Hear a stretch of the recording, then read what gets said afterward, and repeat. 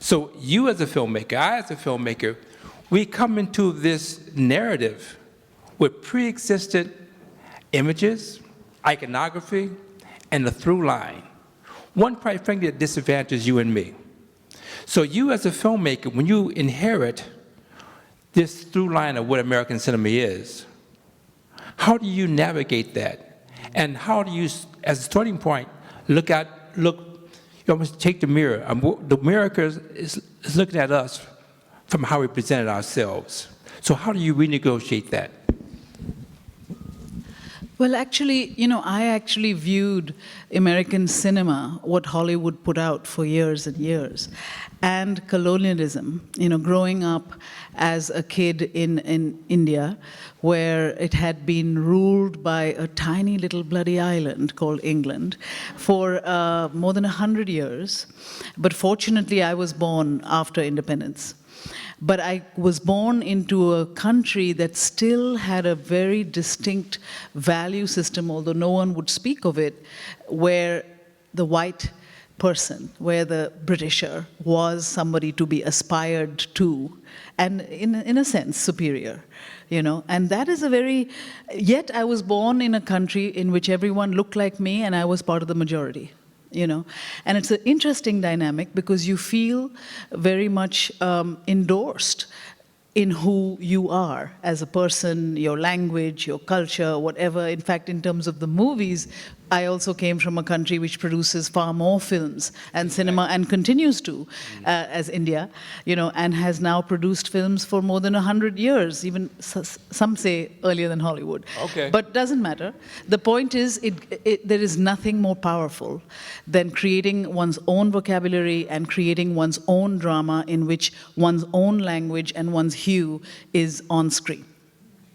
And this is a big difference between the America of the cinema that we were all over the world sent out, this great cowboy and Indian cinema and all kinds of wonderful cinema too, that was a portrait really of a white America, of an America that did not actually reflect itself, even back then. Exactly.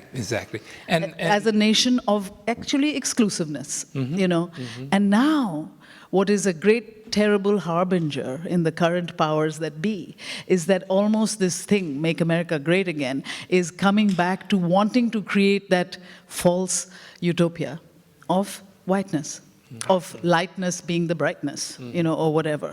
But now, it's very interesting because we are here, there are loads of people who, as you said yourself, the Europeans came and created that cinema in some extent, and thank goodness for it because there was a great depth and gravitas and European kind of also layering of the cinema that came here, from Erich von Stroheim to all of them, who gave Hollywood a hell of a lot of its core, at that time.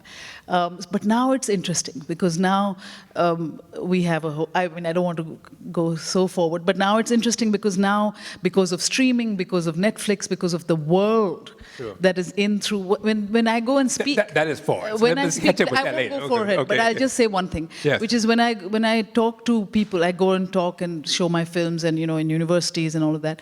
Some people ask me in public forums, what would you change about America? And I would say, and I'd still say, that I would believe that geography should be taught in American high schools. Because we really were steeped in geography. In kids in India, we are taught about the whole world. We are not taught about our own navels. Sure. And we are taught about our neighbors, and really in depth. And that is something, it is extraordinary, that is not taught in terms of just the physicality of it. Forget about the emotion and the politics of it. That's a big difference. And now we are at that world where the world can come inside American doors through the television. Anyway. This is great. And so I'm gonna rewind it and take different. Rewind. Yes. There you go. All right.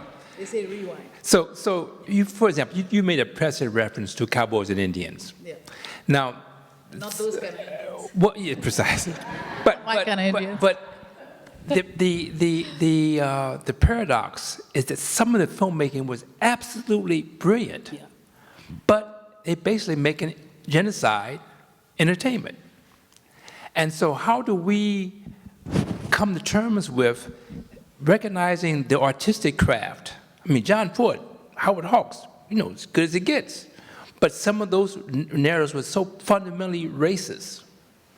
So how, but they form American identity so deeply that now in 2017, we can have Standing Rock happening, despite, the documented history of broken treaties and theft on the rest of it. So I may think the reason why America can have this egregious behavior in Standing Rock because the ignorance of that history made palatable by American cinema. So as filmmakers, we arrive at day one with this burden. That is for me as a creative person and as a filmmaker, that is the greatest trap of all, is whether we are telling our stories to become palatable to where we are at, or whether we are doing justice without pandering to any outside. That is the power of coming from one's own majority and then coming here, not feeling the inferiority. I never came here to be part of the rat race. It just happened to me in different ways, just through my work. But that confidence, I suppose, that sense that I'm not going to make my story for you, make it palatable in a way that removes it from complexity, that removes it from even tyranny, and it removes it from even its inherent racism. When I made Mississippi Masala, it's almost 25 years old, which is about an interracial love story between an African-American man in Mississippi, played by one of Denzel's earliest films, and an Asian African woman, played by Sarita Chowdhury from Uganda. And they are raised as Indians in Africa, but as African Indians, and then they come to Mississippi, and she falls in love with an African American, and he has never known Africa as his home in the same way that she has never known India. And it was like a cerebral, almost a match, like what happens if love happens here? That was the premise of that film. But it was, quite radical in its time, and I think continues to be, But there, I got a lot of interesting flack from Indians, in this city, for instance. And this is 25 years ago. I was being in subways, and Indian, young men or older men would come up to me and say, "What do you think? You want my daughter to go with a black man? You think every black man is Denzel Washington? What are you promoting here?" So he says, "Why don't you make films about, Indian doctors in Porsches?" I have been accosted all kinds of places. And I would say, as soon as Indian doctors in Porsches become interesting, I'll be right there. And I would have my ways to get around this, but it was like full-blown resistance. Was how are you challenging this black and brown thing? But that is the way of the world. It's just that we have to tell those stories, and we have to tell them with prickliness. We cannot be sugarcoating them and making it palatable to everyone, because God knows, if you're there to please everybody, you are desperately boring. At the same time, we have to convince the person with the checkbook to put their money at risk. So yes, the opportunity is to have some artistic integrity, to push the envelope, to tell the untold story. But have you found that the untold story is untold for a reason? Of course, I remember one story when I was pitching Mississippi Masala, and it was my second film after my first film, Salam Bombay, which was a big hit at the time, and really, a lot of play, awards, and they went to the Academy and all of that. So people were interested in me for a minute, and I would go in and do this pitching business, and here it was, Mississippi Masala, hierarchy of color, black and brown. I had Denzel, all of it, and they would listen. and they would say, this was, I remember it was the head of Orion Studios, and Orion was a progressive One of the company, good guys, yeah. fantastic company. Yeah. And he was talking, and they all had projects, a white woman goes to the governess in India, and then she meets, and then the demons appear, and all. These were the songs the films that I was constantly offered, and had the good sense to reject immediately. But when I would pitch my story, so the budget in their mind would go rapidly down from, let's say, 7 million to 3.5, Yeah. and they would say 3.5 or even less, actually. And they would say, some people were forward, and they would say, you should really think of like having a white protagonist in some way, so maybe a parallel role or whatever. They would have euphemisms. And I would say, I can promise you, sir, that all the waiters in this movie will be white. Just for fun, and just to, Exactly. but the reaction to that line would tell me that I would Yes. get the money or not, Yes, because yes, they would yes, usually, yes, yes.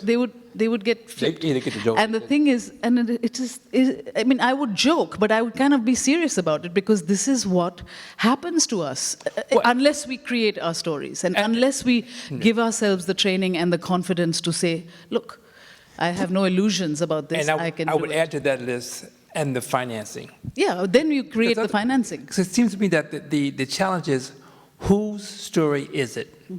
And if Hollywood's writing a check, they turn the page. Where am I in the story? Which is why there's a whole genre of movies I call the white savior movies.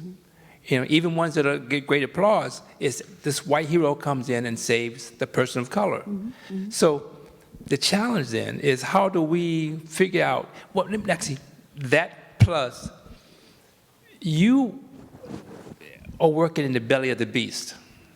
Did you consider, it's a very famous story, the reason why Bruce Lee became Bruce Lee, because he got turned down from the Green Hornet. I'm sorry, he got turned down for the part that David Carradine got in Kung Fu TV series. They told Bruce Lee he looked too Chinese, he couldn't have the part. So he went back to Hong Kong and made those Hong Kong movies. So were you ever in your career sufficiently frustrated by Hollywood's reaction to say, you know what, I'll find my money elsewhere? I was not programming myself pretty much ever to be on a Hollywood A-list. Okay. That is one good thing, because I did my own work as an independent filmmaker, from Salaam Bombay to Mississippi Masala. I flirted with Hollywood a lot, in terms of, like, Mississippi was financed by one company and distributed completely as a Hollywood thing. But always my trajectory and my fire was about my own work and getting it financed. And sometimes it was international in nature, and sometimes it was not, sometimes, and so it wasn't about, again, looking at Hollywood. Hollywood used to come to me for projects that they thought could use my sensibility, and I done several studio movies, and they're always been a kind of mixed bag, except the last one, which was a very, very exciting and positive experience. And a beautiful movie, Queen of I must Katwe. say, a beautiful movie. Yeah, and talk about, Queen of Katwe was in the theaters and is still around. Give it up, give it up, give it up. Thank you. Please see the movie. A producer is right here, Lydia Pilcher, sitting somewhere, right there. And talk about, now this is a radical film in the sense that, in terms of coming out of Disney, coming out of Hollywood, pure Hollywood too. I used to go and have meetings in buildings that were held up by bloody dwarfs. I've never done that. But the interesting thing was, this is a completely 100% Ugandan, African film with African characters, not a white savior in sight. Yes. And also an utterly and incredibly true story, without making any sugarcoating, full of, at least we made it with full of fun and beauty, but it's really pretty real in a kind of hyper way. And this came out of, Disney, who, of course, had a fantastic, and this is another, to answer your earlier question, it came because Tendo Nagenda, the vice president of Disney, happens to be a Ugandan guy who fell in love with this story that he read about this chess prodigy in the slum, and made it, and came directly to us, in my garden in Kampala, and said, you got to make this movie. So everyone talks to me like, oh my God, it must have been so hard to finance this movie, but actually it was on a platter. the money, but we made the movie we absolutely wanted to make, and they kind of really respected us for it. Wow. They didn't quite know how to deal with it when it got these rave reviews and got these fantastic reactions from the audience. It's not quite, it didn't get the audience endlessly that it will get now in its latter life, but it's an African movie out there in the world that is really telling something quite powerful and inspiring, that actually genius is anywhere you look for it. You just have to find it and nourish it. So that is an anomaly. I wouldn't say that it's the usual story, of how to get something like this made. It gives hope, though. It does give hope, yeah. But so talk about what I'm going to refer to as Hollywood contagion. Contagion in the sense that the formula, the conventions, the perspective of Hollywood began to change filmmaking in other countries, so that it's not the American base anymore, but you in UK, or you in Germany, you in China, you wherever you may be, and you feel that presence, that kind of formula, if you will. Have you observed that, and how you think other filmmakers are grappling with a similar issue? Well, I think, Hollywood is realizing and seeing that the international audience, the international marketplace is as powerful as America, if not more powerful. Particularly China. Particularly China. Also Indian movies, again. Indian movies have always had their own vibrant audience, and then now a huge part of the diaspora market, they'll be in the top 10 routinely. Mm-hmm. So Hollywood is waking up to that. In the Indian context, they have come there to buy Indian studios, to say, here's flinging money at it, to make those Bollywood movies, we'll pay for them. And that formula has not worked. In the sense, it has not worked. Those movies that come out of being churned by a kind of Hollywood dollar in an Indian context have not been as profitable as American movies themselves coming in there, but more than that, Indian locally made movies. China, you were talking about, you should speak about this, about how they are also grappling with creating their own identity with movies that are designed for the international market versus movies that are more for China. So that is the dilemma that I am seeing, in terms of... I think also because you have a film school, academy in Uganda. One challenge, I know a friend of mine has a similar kind of program in Australia, in the Aboriginal community, and he's challenged to figure out how can they do storytelling in their indigenous voice, which is very distinct. I mean, the Aboriginal people in Australia is like really deep. So how do you, as a teacher, figure out to get your students who are finding their voice in cinema to have an authentic indigenous voice as opposed to being influenced by US or Europe or India or you name it? One of the great benefits, again, coming from India and refusing to have my mind be colonized, because I came out of in the independence time, but I see it everywhere. This almost bondage of saying that stories or movies or literature or whatever comes from over there, and that is not true. We are living in a continent in Africa of ancient storytellers and an extraordinary vibrant folk tradition, theater tradition, all of those. And Uganda especially has 425 theater companies, for instance, and hardly any no movies to be spoken of until we started Maisha, I would say. I mean, it sounds bombastic, but it's completely true. And the idea of, we talk about white saviors, we talk about why we don't know anything about the African continent, and it's a lot to do with who's telling those stories or who's not telling those stories. And whose story is it? And whose story is it? If you look at this terribly titled, beautifully titled movie, Biko, it's not about Steve Biko. It's about Donald Woods, it's about Kevin Kline. It's not about Denzel Washington, and even Denzel Washington is not about Biko, you know what I mean? It's just not Biko, and that is what we've been fed, if we've been fed anything at all about the continent, So a group of us, Lydia and myself and some dynamic and younger, I had the good sense to start this when I was in my 40s, because is to have the energy to create a film school.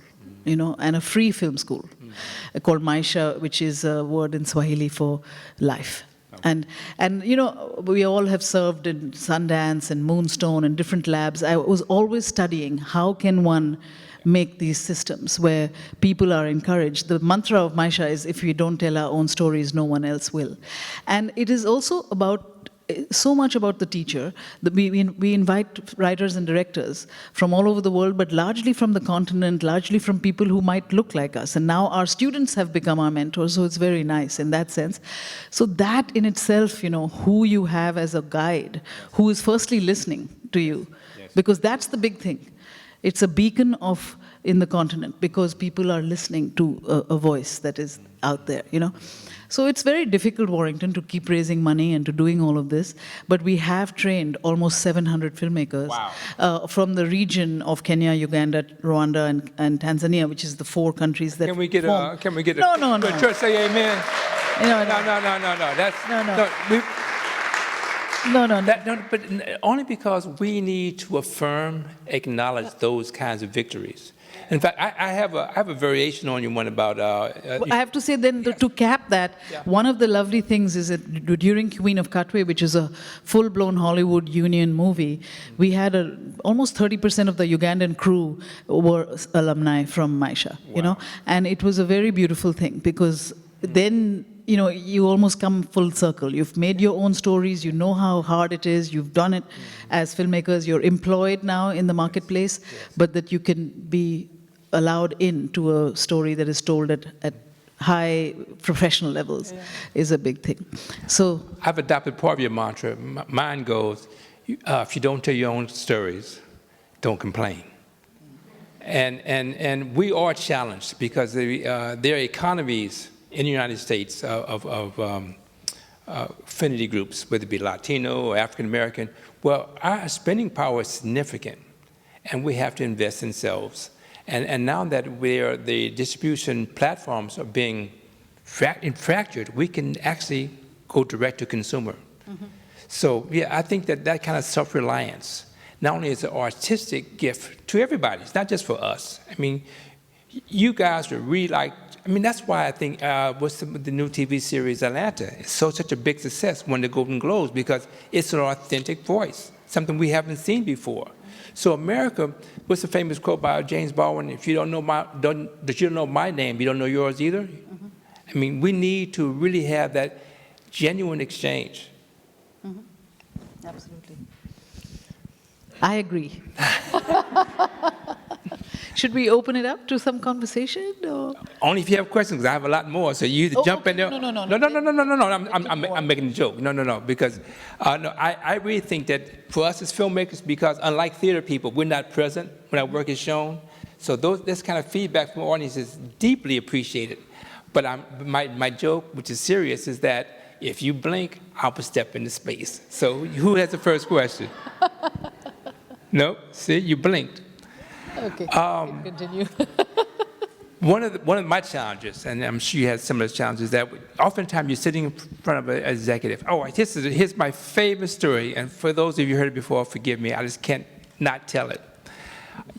About 25 years ago, I had bought the rights to a National Book Award-winning novel called Middle Passage, and which, you know, somebody knows the book. Great book. And so I went to the studio, and and so they had a junior executive who clearly had just got out of film school, because we sit down at the table, and you can see he's like recalling his last class. So we're going to talk about the project. He begins meeting by saying, "Now tell me, why do the slaves want to be free?" Why do the slaves want to be free? Exactly. So I realized that meeting was not going to go well. And so oftentimes, we have great material. Now, and then after my rights expired, John Singleton got it, took it to the new studio, didn't get made. I think Morgan Freeman got it, because this book is stunning. It's called Middle Passage, about the transatlantic slave trade by Charles Johnson. But by the end, there was so much money against it now, it probably would never get made. But if we, again, are asking permission for people who don't have any intellectual nor emotional affinity to the work, it's a huge burden, a real difficult thing to do. You know, in this, it's interesting, the dilemma. I mean, I've always been really looking at it as an international filmmaker, getting international financing for all my work, which is, again, quite untraditional in terms of the Hollywood mainstream, whether you look at Kama Sutra or even The Namesake, which is kind of a highbrow, known novel, but still, it has really very rarely, a white protagonist, as they would say boldly, and one can raise money that internationally, but the dilemma is that with Black stories, they always tell me straight off, like when we're thinking of Queen of Katwe internationally, it's gone all over the world, we've gone, etc. But somebody will say, I don't think it'll work in Japan, because the Japanese are, xenophobic on this. Black stories don't work in Japan, And actually, Black stories don't work in India either, because India is also inherently racist about the fair and the white and the all of that, and it's shocking to me that this is really what is promoted, and actually is possibly fact that you actually don't. So black or brown, don't travel. But not brown so much, because the Indian movies have defeated that. But what do you think of that, Warrington? My experience is that the sales departments based in Europe or Asia, whatever, they're unfortunately very lazy people. And so therefore, rather than figure out a way to figure out how to bring this new work to this market, they say, oh, I can't do it, and give up. So one of my first films that I produced was called House Party. And they told me, oh, it's not going to sell overseas. I said, really? It's not going to sell in Japan. I said, tell you what, if you're absolutely sure that it's going to make no money, I tell you what, $5,000, give me the rights back, let me sell it. Oh, no. Oh, wait a minute now. So it's zero, but you're not going to, I make it 10,000. No. So I said, okay, so it does sell, but you're not going to report that it sells. So I caution you as a filmmaker, to not accept until, if they say it doesn't sell, buy the rights back. And then you go out and see that it does sell. We can do that now. Yeah. Ask. Because I mean, that really, the audiences around the world are smarter than the salesmen who work for these studios. So, but that's where you put them on the spot to really challenge them. Now, this is your next chance. Oh, there we go. Yes. And by the way, I can't see the sign in the back. So, okay, thank you. Hi, my name's Scotty, big fan. Thank you so much for being here. So I'm a filmmaker, and you touched on this a little bit, but sometimes there'll be a story that I read or that I hear that I'm very moved by and feel emotionally connected to, but it sits out of the narrative that I personally lived or experienced. And so I've sort of treated those with apprehension, because I would never want to be exploitative or appear to try to commercialize off of something that was outside of my life, but at the same time, I really have a desire to try to tell that story authentically. And I'm just wondering, what would be your advice on how to sort of travel that path with integrity if I found something that was outside of my own life? I think that you should arm yourself with as much knowledge as you need to be able to approach that story, because Hamlet is never made only by Danish people. I don't believe that it is all, ruled by borders. In the creative world, borders are and should be porous, So I would really work towards owning that material in a deepish way. Like, I made my earliest screenplays with my writers born out of what would be called social science research. Mississippi Masala came out of literally going and living in motels in Mississippi owned by, Indians, and, understanding the race politics in small southern towns over 6 months before we understood what a story could be told. And then I went to Uganda and understood exile. piecemeal, sort of understanding the worlds before even beginning to interpret the story. The beautiful thing about reading a book or whatever story you've read is that already it's there and it's spoken to you, but you still have to submit to that knowledge, the fact that you're not from there or whatever.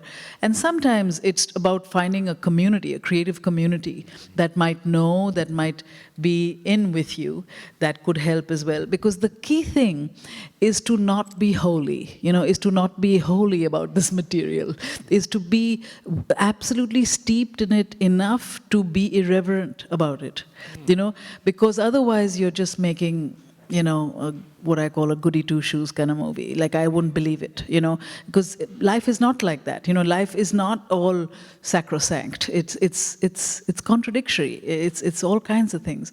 And sometimes when people are too worshipful of material, oh no, they've got to be, right about it, then they get their own paralysis about it, And that's the nice thing about owning the material, or being armed with the knowledge of those who might come from that place. Whatever you need to do to be completely confident about that world, but don't shrink from it. Yeah. Probably a good recent example of that is the movie Hidden Figures.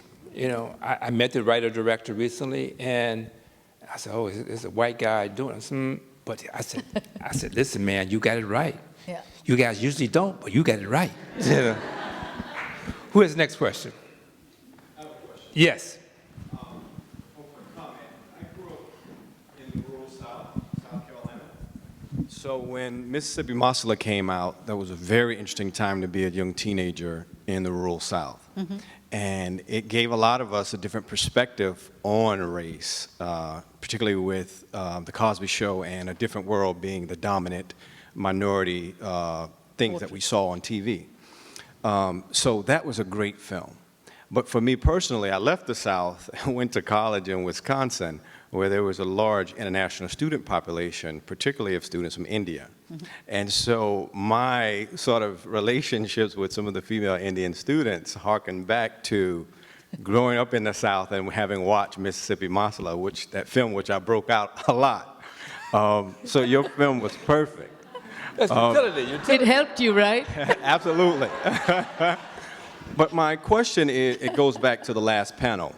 Now, you're extraordinary in what you do. How have you found balance, or have you, in being able to continue to produce this amazing, diverse body of work? Oh, thank you very much. I'm glad I helped you in some way in your romantic life. I've heard this many times before, and it always makes me happy. How have I achieved balance? Well, one thing is because I actually have a very expansive worldview. I'm privileged to have 3 homes, in New York City, in Kampala, Uganda, and in Delhi, India. And I actively live in them and have families that I belong to that are very grounded in these countries. And I was telling my husband it was hard enough to blend India and America, because I came here when I was 18, made movies and whatever, but always in that between worlds of India and America. But then I fell in love with an African, and so now I got a whole other continent, And I used to always tell him, like, oh my God, another number 3, how is this possible? But I have lived now in Uganda 27 years, and what's interesting is also to be able to make a film, in reference to that gentleman's question earlier, to make a film like Queen of Katwe, which is really, that's why I leapt to it, because it was a way almost to, in hindsight, to consolidate years of living and becoming part of that society, knowing it from within, knowing the irreverence of slang, of things that you would not know unless you lived there, all of those. So I think when I began to understand the confusion and make it a part of my own creative work, then life became a little more balanced, because otherwise it was tough in the early years, not knowing who I was speaking to. as an audience, especially, because I would be making films on subway newsstand workers who happen to be Indian and their wives left behind in India. Whatever I was making documentaries for several years before making Salam Bombay. But that was lonely, not knowing whom I'm speaking to.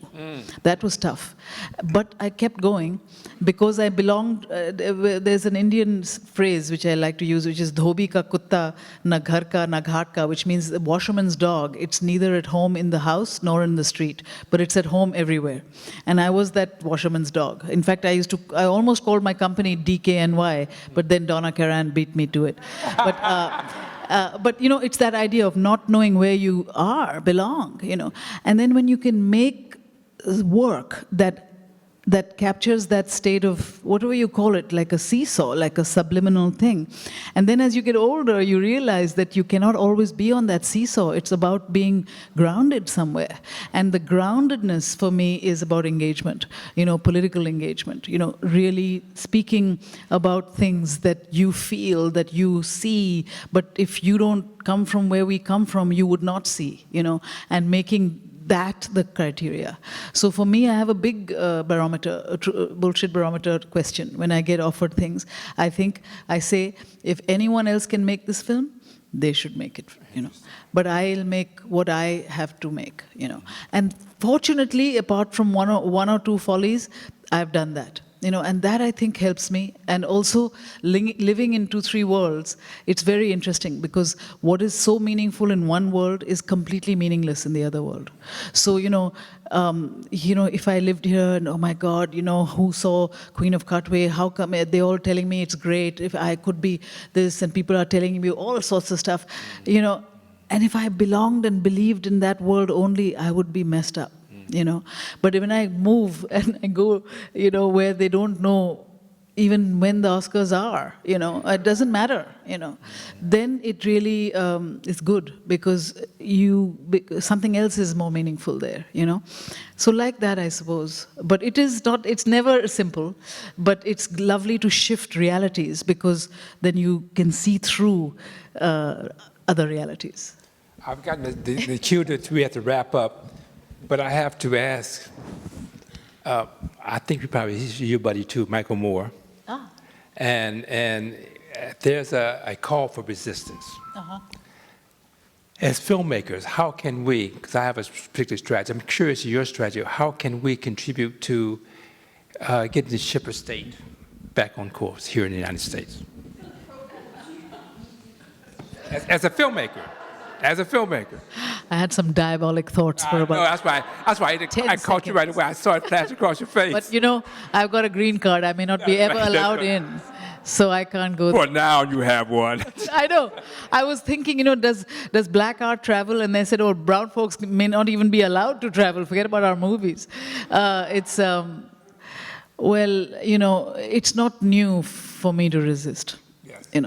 I have, and I also work with great people who are always wanting to reflect the prism of the world rather than the insularity of any of us. So it is not new to resist, but what's absolutely and unbelievably heartening now in this era of confusion and is the organizing of resistance. Exactly. And sometimes as someone who's involved in the Muslim community, and the kind of strange, almost protection and embrace that finally this beleaguered community is receiving from people who who were always taught that it is us and them, is now coming at home to organize. That's just extraordinary and heartening. But that is what the American people have taught us for so long, is how to protest. So, before I came to this country, I was protesting the Vietnam War in my 13, 14, in my teenage years in India because of what the American protest had taught us, So it's quite interesting, I dare say sometimes, but I'm saying this in a moment of optimism, because believe me, when I read the newspapers every morning, I don't know how to lift my head. Right. It's so hard. I actually don't know, but these are the rays of silver lining, and you know, our work is to own our stories and is to challenge and is to not look to ways that are traditional in terms of financing, you know, which will allow. You know, I spent 5 years with my dear friend Lydia Pilcher making The Reluctant Fundamentalist. No one wanted us to tell that story because it was a story about America's dialogue with the world. It was not a story of a monologue, you know, and that's what you don't hear is the dialogue, you know, but no one wants that story, you know, and you have to be fully clear-eyed about the fact that if you are making this film, you will struggle and suffer, but you will have a film. I mean, and I would say to everybody in the room that just as a filmmaker like this is doing this hard work to start it, the role that we have as members of the audience is to support those movies, tell our friends to see those movies, because that is, we use the word, we would not be divided. If we have solidarity with artists like this incredible filmmaker right here, and we can have solidarity behind her work, and filmmakers who share that kind of commitment to humanity and social justice, then we will not be divided. So thank you all for coming out. And thank you very much. Thank you, Warrington. Thank you, darling.